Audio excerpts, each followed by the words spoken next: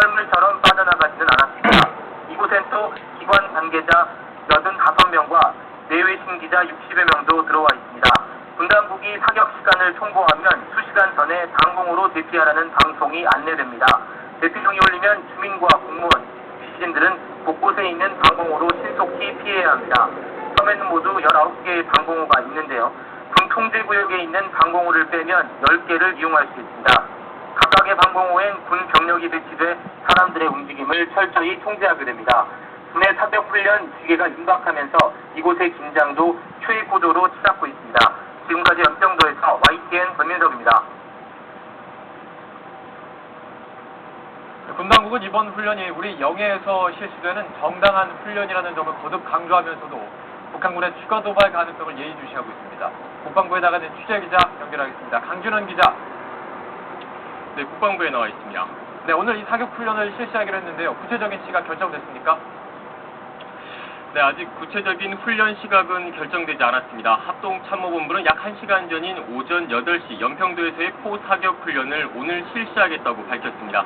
합참은 그러나 안개와 구름 등 기상 상태를 최종적으로 고려해 훈련 시각을 결정할 방침이라고 설명했습니다. 훈련 시각이 결정되면 연평도 현지에 남아있는 지역 주민과 기자, 관공서 직원 등 민간인 280여 명을 상대로 대피 방송이 실시될 것으로 보입니다. 앞서 군 당국은 이른 아침부터 연평도 현지의 기상 상태를 보고받는 등 분주하게 움직였는데요.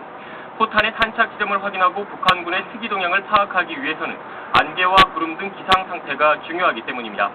사격 훈련이 임박하면서 군사정전위원회와 유엔사 회원국 대표 9명도 훈련을 참관하기 위해 연평도에 들어가 있는 상태입니다.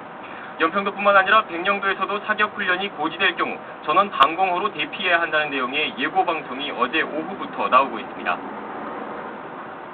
네, 사격 훈련이 결정된 만큼 이제 중요한 것이 북한군의 움직임입니다. 특이 동향 감지되고 있습니까? 네, 훈련 실시 방침이 조금 전 결정된 만큼 훈련 재개에 따른 북한군의 반응은 아직 파악되지 않고 있습니다. 다만 군 당국은 북한군의 특이 동향을 예의주시하고 있는데요. 지난 16일 우리 군이 연평도 사격 훈련을 고지한 이후 북한은 도발 위협을 거듭해왔기 때문입니다.